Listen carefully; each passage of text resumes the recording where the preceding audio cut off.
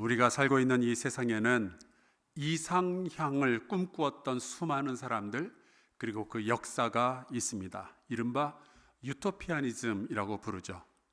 세상이 힘들수록, 사는 게 어려울수록 사람들은 우리가 닿을 수 없지만 그러나 더 아름답고 더 완벽한 세상을 꿈꿔왔습니다.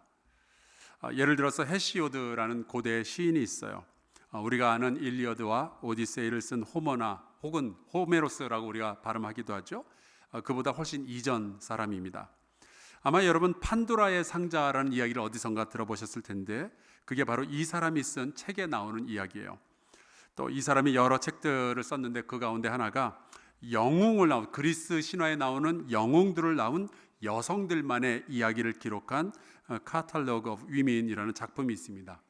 그리스의 그 신화에 나오는 영웅들은 주로 신과 인간 여성 사이에서 태어나게 되는데 그게 하도 관계가 난잡하니까 그거를 정리해 놓은 그런 책이에요. 그런데 바로 이 책에 하이퍼보레아라는 나라에 대한 이야기가 등장합니다. 하이퍼보레아는 하이퍼와 보레아 두 단어의 합성어인데, 하이퍼는 여러분이 아시다시피 어디 너머에 있다라는 뜻이고요. 보레아는 북풍, 북쪽에서 불어오는 차가운 바람을 뜻합니다. 그래서 이 하이퍼보레아는 북쪽에서 불어오는 차가운 바람 그 너머에 있는 어떤 나라를 의미해요. 이 나라는 해가 지지 않으며 1년 내내 따뜻하고 온화하고 그곳의 사람들은 병에 들지 않고 그리고 늙지 않고 늘 행복하다라는 시를 남겨놓았습니다. 그런데 이 이야기가 고대 그리스인들 사이에서 소위 대박이 터진 거예요. 헤시오드 이후로 이 하이퍼보레아에 대한 온갖 종류의 전설과 이야기들이 꽃피우기 시작합니다. 핀다로스라는 시인은 이 하이퍼보레아에 대해서 이렇게 기록을 했습니다. 하프가 울리고 피리가 노래하며 도처에서 처녀들의 합창이 소용돌이친다. 그들의 신성한 피에는 병도 노화 현상도 섞이지 않았다. 이 나라에서는 보통 사람들의 수명이 1000년 정도 된다고 합니다. 그러니까 저 정도 흰머리가 있으면 한 600살 그렇게 보시면 될 것 같아요. 병도 없고 늙지도 않고 늘 평화로운 나라 하이퍼보레아. 이곳이 이 고대 그리스인들에게 있어서는 꿈의 나라로 정착이 됩니다. 그런데 이게 점점 더 발전을 해서 우리가 잘 아는 플라톤, 아리스토텔레스, 역사의 아버지 헤로도토스, 그 다음에 의학의 아버지 히포크라테스, 혹은 로마의 철학자 키케로 같은 사람들도 다 하이퍼보레아에 대한 이야기들을 언급을 했어요. 근데 이게 이 이야기가 고대 그리스와 로마 시대에만 번성했던 게 아니라 그게 계속 흘러 들어와서 요즘 우리가 통상적으로 사용하는 그 지도의 형식이 종교개혁 시대에 살았던 메르카토르라는 사람이 만든 거거든요. 아직도 우리가 그 형식을 사용을 하고 있는데, 그런데 이 사람이 바로 이 하이퍼보레아에 관심이 많았습니다. 그래서 이 사람이 지도를 만드는데 바로 저 지도를 만들게 돼요. 바로 북극입니다. 여기에 가면은 근데 추운 게 아니라 오히려 1년 내내 따뜻하게 해가 비치는 그런 어떤 나라가 있다는 거예요. 얼음에 덮여 있어서 그렇지 그 밑에 분명히 있을 거다. 그러니까 역사적으로 역사가, 철학자, 시인, 의사, 지리학자까지 다들 저 북극 쪽으로 가면은 어떤 나라, 완벽한 나라가 있고 완벽한 사람들이 그 나라에서 살고 있다는 생각을 버리질 못했던 거예요. 언제까지냐면 자그마치 20세기에 이르기까지요. 2600년 동안 이 전설이 살아 움직였습니다. 그리고 20세기에 들어서 거기를 찾겠다고 진짜로 수색대를 보낸 사람이 있었어요. 그게 바로 나치 독일의 히틀러였습니다. 히틀러의 논리는 간단해요. 독일 민족의 조상은 평범한 인간이 아니고 바로 이 하이퍼보레아 사람들이라는 거죠. 그들이 바로 순수한 아리아인들인데 타 인종들하고 섞이면서 본래의 능력을 잃어버렸대요. 그래서 순수한 혈통을 회복하기 위해서는 저곳을 찾아야 된다, 이런 거죠. 이 히틀러의 휘하에 아넨에르베라는 조직이 있었는데 선조의 유산이라는 뜻입니다. 이 조직은 그 하이퍼보레아의 아리아인들은 초능력을 가지고 있는데 이 하이퍼보레아를 찾아서 그들의 고대 기술과 그들의 초능력을 무기화시키면 전 세계를 단숨에 정복하고 다스릴 수 있다는 허황된 믿음을 가지게 되었어요. 역시 이 히틀러의 관계는 좀 타고난 거가 있는 것 같습니다. 그런데 여러분, 역사상 그 어느 누구도 이 하이퍼보리아를 가본 적도 없고 아예 본 사람도 없는 거죠. 그냥 상상 속에 있는 나라입니다. 저 멀리 북풍이 불어오고 있는 그 너머에 있는 어떤 나라. 근데 우리가 함께 나누고 있는 이 하나님의 나라는 그것과는 차원이 본질적으로 완전히 다른 나라입니다. 여러분, 하나님의 나라는 어딘가에 있는 나라가 아니라 우리가 사는 이 땅에 임하는 나라예요. 우리가 죽어서 가는 나라가 아니라 살아있는 우리에게 다가오고 있는, 능력으로 다가오고 있는 나라, 그것이 하나님의 나라입니다. 우리가 이제 이사야서를 바탕으로 해서 이 하나님의 나라에 대한 이야기를 조금 더 나누도록 하겠는데요, 예수님도 이 하나님의 나라에 대한 이야기를 참 많이 말씀하셨습니다. 지난주에 잠깐 나누었지만 예수님의 처음 설교는 하나님의 나라에 대한 것이었어요. 근데 여러분, 재밌게도 예수님의 마지막 설교도 하나님의 나라에 대한 것이었습니다. 사도행전 1장에 보면은 이제 예수께서 십자가에 죽으셨다가 부활하시고 난 뒤 이제 40일 동안 제자들하고 함께 시간을 보내시죠. 그리고 나서 이제 하늘로 올라가시게 되는데, 그러면 그 40일 동안 제자들하고 무슨 이야기를 나누셨을까요? 내가 말이야 죽어봤는데 말이야, 뭐 이런 이야기 하셨을까요? 아니면 도마야, 너는 어떻게 나의 부활을 안 믿을 수가 있니? 베드로, 너는 어떻게 나를 3번씩이나 부인할 수 있니? 둘 다 엎드려. 뭐 이런 이야기 하셨을까요? 성경에 보면은 이런 이야기를 하셨다라고 되어 있습니다. 사도행전 1장 3절, 그가 고난받으신 후에 또한 그들에게 확실한 많은 증거로 친히 살아계심을 나타내사 40일 동안 그들에게 보이시며 하나님 나라의 일을 말씀하시니라. 그러니까 예수님의 공생애는요, 처음과 끝이 굉장히 똑같았어요. 하나님 나라에 대한 말씀을 하셨던 거죠. 그러니까 하나님의 나라는 예수님께서 꿈꾸셨던 나라이고, 예수님께서 시작하신 나라고, 또 하나님께서도 언젠가 이 하나님의 나라가 시작이 될 터이니 기대하라라고 구약성경과 특별히 이사야서를 통해서 우리에게 굉장히 많이 말씀해 주셨습니다. 그래서 사도행전 내내 빌립 집사도 하나님의 나라에 대해서 이야기를 했고요, 사도 바울도 하나님의 나라에 대해서 이야기를 하죠. 마지막에 사도 바울이 로마에 가서 죽기 전에 그가 사람들과 나눴던 말도 하나님의 나라에 대한 것이었어요. 이 사도행전의 마지막 장 마지막 구절은 이렇게 끝이 납니다. 하나님의 나라를 전파하며 주 예수 그리스도에 관한 모든 것을 담대하게 거침없이 가르치더라. 하나님 나라의 핵심은 하나님의 통치이죠. 그러니까 이 이야기인 거예요. 하나님의 통치가 시작이 되었다. 하나님이 왕으로 오셨다. 그러니까 이제 정신 똑바로 차리고 하나님의 백성으로서 살아야 한다는 거죠. 하나님이 왕으로 오셨는데 이상한 데 가서 절하고 이상한 데 충성 맹세하지 말라는 거예요.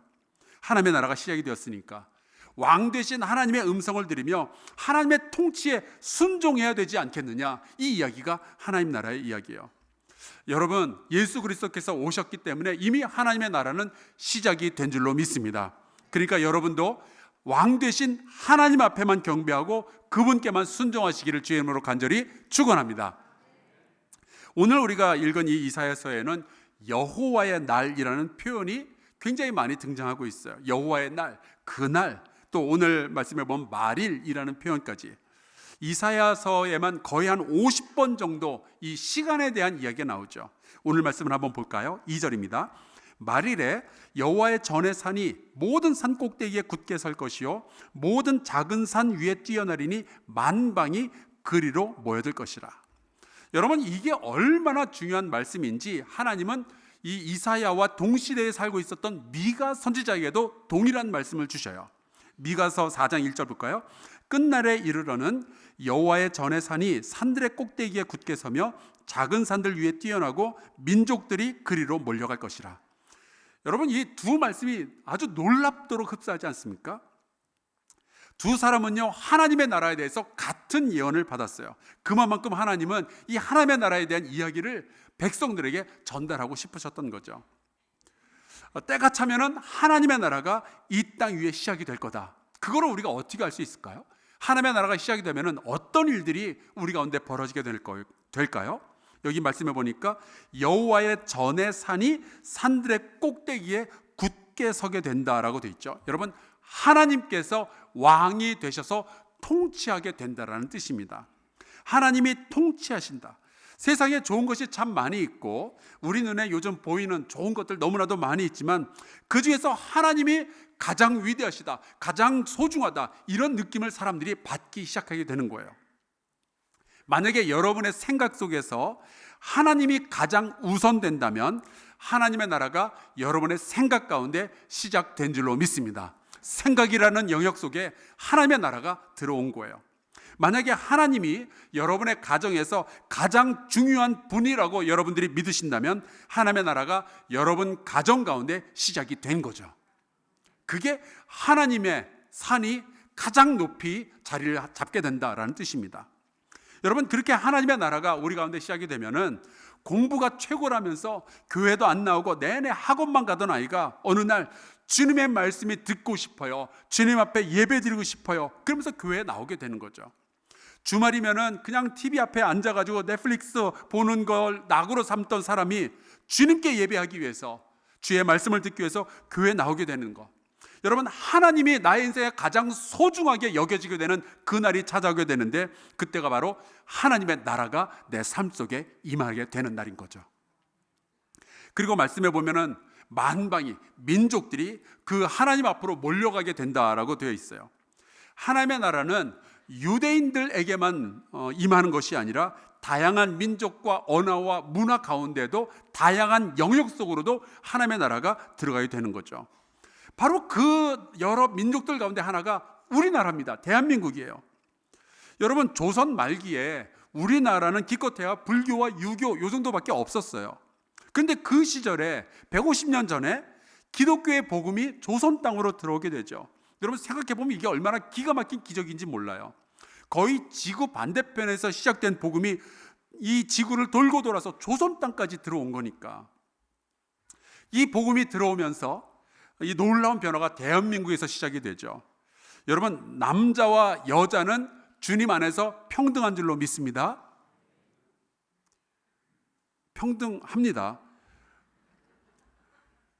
이거를 누가 최초로 대한민국 백성에게 가르쳤을까요? 교회가 가르쳤어요. 왜냐하면 성경이 그렇게 말하고 있으니까. 양반과 상놈이 다 소중한 하나님의 자녀라고, 동등한 자녀라고 가르쳤는 거 누가 했을까요? 교회가 그렇게 했습니다. 출애굽기를 통해서는 하나님은 백성의 자유를 소중히 여기신다면서 일제 강점기를 벗어날 용기와 격려를 이 백성에게 끊임없이 불어넣어 주었던 그 공동체가 교회 공동체였어요. 그렇게 해서 우리 민족도 드디어 하나님 앞으로, 하나님이 계시는 그곳으로 몰려드는 어떤 백성 가운데 하나가 된 거죠. 자, 그러면은 그 백성들이 뭐라고 하면서 하나님 앞에 모여드는 걸까요? 하나님의 나라가 이 땅 가운데 임하게 되면은 이들은 뭘 그렇게 좋아하게 될까요? 3절을 보겠습니다. 많은 백성이 가며 이르기를, 오라, 우리가 여호와의 산에 오르며 야곱의 하나님의 전에 이르자. 그가 그의 길을 우리에게 가르치실 것이라. 우리가 그 길로 행하리라 하리니 이는 율법이 시온에서부터 나올 것이요 여호와의 말씀이 예루살렘에서부터 나올 것임이니라. 이 구절이 우리에게 의미하는 바는 이겁니다. 우리가 하나님 앞으로 몰려가긴 하는데 거기서 끝날 수 없다는 거예요. 교적부에, 우리가 교회 교적부에 이름을 올렸다고 해서 우리의 신앙생활이 완성되었다라고 말할 수 없는 거죠. 하나님은 우리가 하나님 앞에 나온 사람들에게 말씀을 주시고 우리가 그 말씀 듣기를 강력하게 원하시는 우리의 아버지이십니다. 그래서 여러분, 하나님의 나라가 우리 삶 가운데 시작이 되잖아요. 그러면은 우리에게 일어나는 현상 중에 하나가 하나님의 말씀을 사모하기 시작합니다. 이번에 한사랑학당이 시작이 될 때 하나님의 말씀을 듣고 싶은 마음이 내 안에 들었다. 그러면 하나님의 나라가 여러분의 마음 가운데 시작이 된 거예요. 여러분, 그 하나님의 나라를 놓치지 마시기를 주의 이름으로 축원합니다. 하나님의 나라는 침노하는 자가 가져가게 돼 있어요. 종종 우리가 교회 다니고 그냥 예배 드리면 그걸로 충분한 거 아니냐라고 생각하시는데 결코 그렇지 않습니다. 여러분, 우리가 아무리 하나님의 말씀이 강력하다 할지라도 우리가 일주일에 1시간 예배를 드리는 것과 나머지 모든 시간은 세상에서 지나게 되는데 우리가 어떻게 1시간으로 족하다라고 말할 수 있겠어요? 예전에 제가 미국에서 살 때인데 한국 사람들끼리 이게 마트에서 싸우는 것을 제가 봤어요. 그래서 제가 그걸 뜯어 말려야 되겠다 생각을 했습니다. 그래서 찾아가서 이제 뜯어 말리려고, 그러시면 안 된다고 막 그러는데 그 싸우던 아저씨 한 분이 저한테 그러시는 거예요. 됐고. 그 말 한마디에 제가 얼마나 마음이 상했었는지 몰라요. 왜냐하면 이거는 한국인의 자존심이 걸린 문제였잖아요. 그래서 어떻게든 뜯어 말려야 되는데 됐고. 됐고가 뭐예요? 그런데 굉장히 많은 사람들이 교회에 출석을 하면서도 하나님의 말씀을 더 깊이 배워야 된다라고 이야기하면 됐고, 나는 그냥 교회 다니는 걸로 충분합니다라는 태도를 가지시게 되죠. 여러분, 절대로 충분하지 않습니다. 왜냐하면 우리의 영혼이 망하는 이유는 사실은 하나님을 아는 지식이 없어서 망하는 거거든요. 이사야와 같은 시대를 살았던 호세아 선지자가 있는데, 호세아 선지자는 이렇게 말했어요. 하나님이 말씀하시죠. 나는 인애를 원하고 제사를 원하지 아니하며 번제보다, 잘 들어보세요, 하나님 아는 것을 원하노라. 여러분, 하나님을 깊이 아는 저와 여러분 될 수 있기를 주의 이름으로 축원합니다. 그래서 그 하나님께서 우리에게 길을 가르쳐 주시려고 하니까 우리가 그 가르침을 받으러 가자라고 사람들이 이야기를 하게 되는 거죠. 그런데 이 사람들이 왜 그런 이야기를 하는 걸까요? 세상의 모든 지식들을 다 배워봤지만 거기에는 구원이 없거든요. 각 나라와 각 족속들이 각자의 역사와 각자의 문화와 각자의 과학을 가지고 이 얘기 저 얘기 다 꺼내봤지만 그들의 지식이 그들을 구원으로 이끌고 가지 못하거든요. 그들은 그들 나름대로 종교도 가지고 있었어요. 그러나 그것이 구원을 주지 못하죠. 여러분, 지금도요, 세상에는 별 희한한 종교들이 생겨나고 있습니다. 그냥 불교, 유교 이것만 있는 게 아니에요. 최근에 스웨덴에서 미셔너리 처치 오브 코피미즘이라는 종교가 정식 종교로 승인을 받았다고 그래요. 스웨덴 정부로부터. 이게 무슨 뭐랄까요, 카피 선교교회 이렇게 번역을 할 수 있는 것 같은데, 이게 이런 겁니다. 컴퓨터에서 카피해서 다른 데다가 전달하는 것은 거룩한 의무라는 거예요. 인간의 의무래요. 우리 기독교에서는 십자가가 상징이잖아요. 이 종교에서는 컨트롤 C, 컨트롤 V가 상징입니다. 저도 설마 했어요. 그래서 실제로 인터넷에 찾아 들어가 봤더니 홈페이지도 버젓이 있습니다. 하긴 여기 교회 옆에 있는 아크로빌 1층에 운명 철학관 하나 있잖아요. 사장님이 황신데 저랑 아무 관련 없다는 거 분명히 말씀드립니다. 그런데 이분은 사람의 운명을 맞춘다면서도 한글 맞춤법은 죽어도 못 맞추는 분이에요. 그런데 이분 가게에도 보니까 간판에 문공부 등록 이렇게 돼 있더라고요. 근데 세상에는 이런 유사 종교 말고도 수없이 많은 종교들과 점집들이 있지만 여러분, 그 어떤 것도 죄의 용서와 구원을 줄 수는 없습니다. 여러분, 오직 하나님께만 구원의 진리가 있는 줄로 믿습니다. 천하에 구원받을 만한 다른 이름은 우리에게 주신 적이 없어요. 오직 예수 그리스도만 우리를 구원하시는 줄로 믿습니다. 이렇게 우리나라에도 복음이 들어오게 되니까 이제 사람들이 하나님 알게 되는 일에 이제 관심을 가지기 시작한 거죠. 저희 교회 다니시는 이제 조은하 교수님께서 그 한국 교회에 있었던 사경회에 대해서 연구를 하고 소논문을 쓰셨는데, 거기 보니까 조선 사람들이 1903년, 그러니까 지금부터 123년 전에 함께 모여서 며칠씩 밥을 같이 해 먹어가며 성경을 배웠는데, 그들 말에 의하면은 그거를 온전하고 재미있었던 날이었다라고 표현을 했다. 그렇게 연구를 해놨더라고요. 여러분, 하나님의 말씀이 어느 날부터 나에게 꿀송이처럼 달게 여겨진다면, 어느 날부터 하나님의 말씀이 재미있어진다면 여러분의 삶 가운데 하나님의 나라가 임했다는 그 사실을 꼭 믿으시길 주의 이름으로 축원합니다. 그렇게 말씀이 기준이 되고 하나님의 나라가 내 삶에 시작이 되면 또 어떤 일들이 벌어지게 될까요? 지금 이사야가 하나님의 날이 임하게 되면 어떤 일들이 벌어지게 되는지 너무 기쁜 마음으로 우리에게 계속 소개를 해주고 있는 거예요. 4절에 보면 이렇게 되어 있습니다. 그가 열방 사이에 판단하시며 많은 백성을 판결하시리니 무리가 그들의 칼을 쳐서 보습을 만들고 그들의 창을 쳐서 낫을 만들 것이며 이 나라와 저 나라가 다시는 칼을 들고 서로 치지 아니하며 다시는 전쟁을 연습하지 아니하리라. 보습은 곡괭이 혹은 그 쟁기를 뜻하죠. 저는 이 말씀을 들을 때마다 가슴이 뛰어요. 칼을 쳐서 보습을 만들고 창을 쳐서 낫을 만드는 날이 오게 될 거다. 누군가를 죽이려고 만들었던 무기를 누군가를 살려내는 농기구로 바꾸게 되는 시절이 너에게 올 거다. 너무나도 멋진, 너무나도 꿈 같은 이야기죠. 사실 우리의 사는 모습을 살펴보면은 늘 공격할 준비를 갖추고 우리가 살아갑니다. 누가 조금이라도 우리에게 해를 끼치면은 반격할 준비가 다 돼 있죠. 그래서 칼과 창을 우리의 마음과 우리의 언어 속에 늘 비수처럼 품고 다녀요.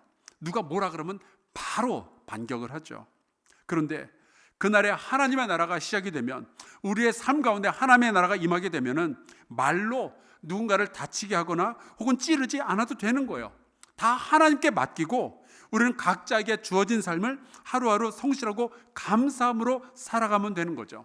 하나님이 모든 거 다 책임져 주실 테니까 우리는 그냥 우리 일 하면 되는 거예요. 내가 알아서 복수하고 내가 알아서 분노하고 그럴 필요가 없어지는 거라고요. 근데 여러분, 이런 일들이 있으려면은 전제 조건이 있어요. 하나님께서 열방 사이에 판단하시고 많은 백성을 판결하시도록 기도하고 기대하고 그리고 기다리는 거죠. 만약에 우리가 하나님께 판단을 맡기지 않고 내가 스스로 모든 판단을 하려고 한다면 어떤 일이 벌어지게 될까요? 그때부터 우리에게는 칼과 창이 필요해지는 거예요. 만약에 하나님의 나라가 내 안에서 시작이 되면요, 우리는 하나님께 모든 기준, 모든 판단의 권리를 다 올려드리는 거예요. 만약에 내가 내 기준으로 내 스스로 판단하면 거기는 하나님의 나라가 아니라 나의 나라가 되는 거죠. 그래서 잠언 20장에 보면은 우리에게 이렇게 말씀을 합니다. 너는 악을 갚겠다 말하지 말고 여호와를 기다리라. 그가 너를 구원하시리라. 하나님께 다 맡겨드리는 거예요. 하나님이 왕이시니까 그분이 판단하시겠지. 그리고 나는 복수 대신 사랑하고 분노함 대신 나의 삶을 성실하게 살아가는 거죠. 전적으로 하나님께 판단을 맡기고 하나님의 통치를 기다리면서 우리는 사랑과 용서를 위해 기도하고 노력하고 시도하는 거예요. 물론 이게 쉽다는 이야기는 아니지만, 하지만 그런 노력 가운데 하나님의 나라가 내 삶 속에 점점 깊이 더 묵직하게 더 강력하게 임하게 되는 거죠. 만약에 우리가 도저히 나는 그렇게 못 살겠다라고 하신다면 우리는 여전히 하나님의 나라와 나의 나라, 그 중간에 있는 어느 판문점 같은 어중간한 인생을 살 수밖에 없는 거예요. 시편 37편에 보면은 이런 말씀이 있습니다. 여호와 앞에 잠잠하고 참고 기다리라. 자기 길이 형통하며 악한 꾀를 이루는 자 때문에 불평하지 말지어다. 하나님께 모든 것을 맡겨드리니까 이젠 오히려 나는 내 삶에 집중하고 내 삶을 더 풍요롭게 만들 수 있는 기회가 주어지게 되는 거죠. 여러분, 예수님은 그분 자신이 세상의 모든 권세를 다 가지셨고요, 세상의 모든 지식을 다 가지신 분이셨지만 여전히 하나님 아버지께 모든 판단을 맡기시는 모범을 보이셨습니다. 아버지, 내가 이 잔을 마셔야 되겠나이까? 이 판단 아버지께 드리죠. 그게 하나님 나라의 증거니까요. 그래서 예수님은 십자가에 달려 죽으시면서도 용서를 구하신 거예요. 다 판단해가지고 저놈 죽어야 되고 저놈 죽어야 되고, 그게 아니라 아버지, 저들의 죄를 용서하여 주옵소서. 베드로가 그 예수님을 보고요, 이렇게 기록을 했습니다. 욕을 당하시되 맞대어 욕하지 아니하시고 고난을 당하시되 위협하지 아니하시고 오직 공의로 심판하시는 이에게 부탁하시며. 이게 하나님 나라의 흔적인 거예요. 이게 하나님 나라의 증거인 거예요. 이사야서에서 예언했던 그 날에 임하게 되는 그 하나님의 나라를 예수님은 바로 십자가 위에서 보여주신 거죠. 모든 것을 온전히 하나님 아버지께 다 맡기고 예수님은 주어진 십자가를 지시고 내 영혼을 아버지 손에 부탁하나이다 말씀을 하시는 거예요. 그게 하나님의 나라가 임한 증거입니다. 저희 집안에 목사가 저 말고도 꽤 있습니다. 저희 아버지도 목사셨고요, 저희 외삼촌도 목사님이시고요, 저희 둘째 자형도 목사입니다. 근데 이 둘째 자형이 한동안 제천에 있는 자그마한 시골 교회에서 목회를 하셨어요. 제가 우리 한사랑교회의 청년부 회장하던 시절에 우리 청년부 회원들하고 같이 선교 여행을 그 교회로 갔습니다. 근데 가서 보니까 그 시골 교회인데, 굉장히 시골 교회인데 종탑이 하나 있고, 그 종탑 좀 나지막한 종탑인데 거기에는 종이 하나 매달려 있었어요. 근데 되게 독특하게 생겼더라고요. 예배 시간이 오면은 30분 전에 치고 예배 시간 한 10분 전에 치고, 그래서 예배 시간을 알리는 종이었어요. 근데 이게 왜 이렇게 독특한가 봤더니 이렇게 종이 이렇게 생기지 않고 그냥 길쭉하게 생긴 거죠. 알고 봤더니 6.25 때 땅에 떨어진 포탄의 머리 부분을 떼어내서 그걸 종으로 쓰고 있더라고요. 제가 그 종을 보면서 정말 많은 생각을 하게 됐어요. 언젠가 이 땅에도 이런 일들이 많이 벌어지면 좋겠다.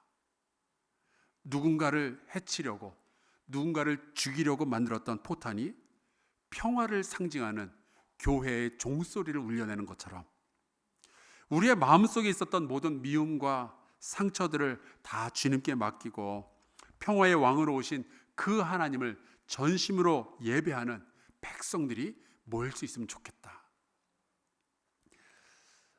요즘 이 세상이 다시 전쟁의 연기 속에 휩싸이는 중이죠. 우리가 같이 기도해야 될 때입니다.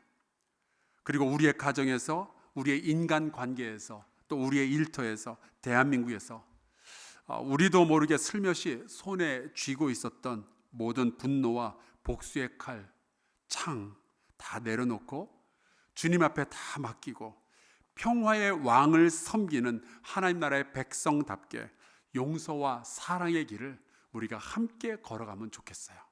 그게 하나님 나라에서 벌어질 수 있는 현상인 거죠. 내가 도저히 용서할 수 없었던 그 누군가를 용서할 수 있게 되었을 때 우리는 분명히 말할 수 있습니다. 하나님의 나라가 내 삶에 임하였다고요.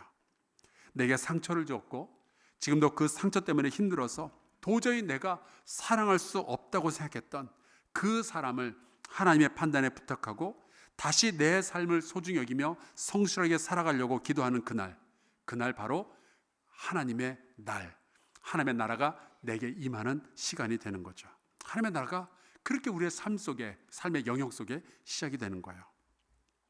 내 기준으로 판단하며 사람의 마음을 치고 찌르기보다는 주님께서 우리에게 가르쳐 주시는 바대로 서로를 존중하고 돕고 섬기고 더 사랑하는 일에 집중하면 좋겠습니다.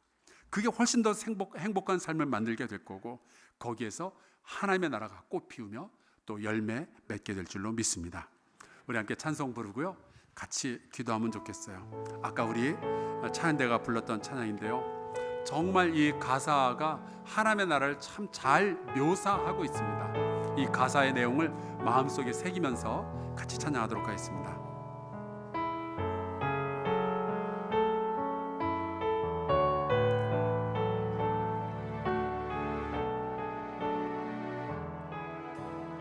주의 나라가 임할 때, 주의 나라가 임할 때 하나님 임재하실 때 예배가 회복되며 기적은 일어나네.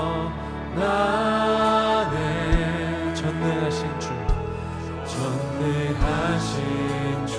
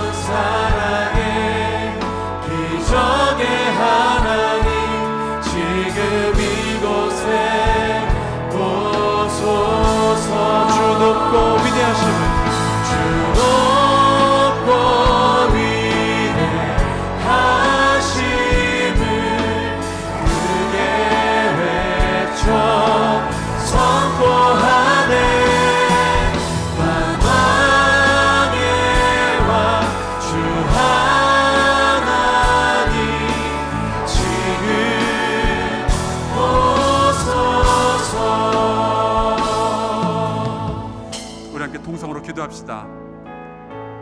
하나님의 통치가 지금 전쟁 중인 나라들 사이에 임하여 주옵소서. 우리도 치고 찌르려는 모든 마음들 다 주님 앞에 내려놓게 하시고 하나님 나라의 평화를 누리게 하여 주시옵소서. 무기가 변하여 사람을 섬기고 살리는 도구가 되게 하여 주시옵소서. 내가 사랑하고 용서할 수 있는 그날이 속히 오게 하여 주시옵소서. 통성으로 기도하겠습니다. 하나님, 주께서 우리를 도와주시옵소서. 하나님의 나라가 내 삶과 내 생각 가운데 임하게 되옵소서. 그 하나님의 나라가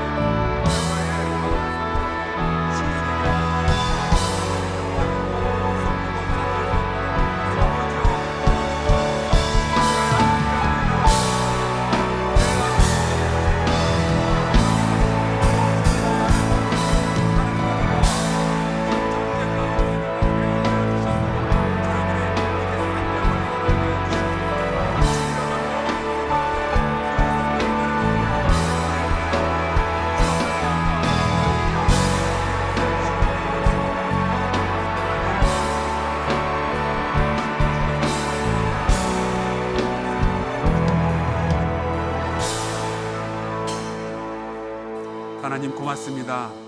우리에게 말씀을 주시고 하나님 나라의 꿈을 꾸게 해주시니 감사합니다.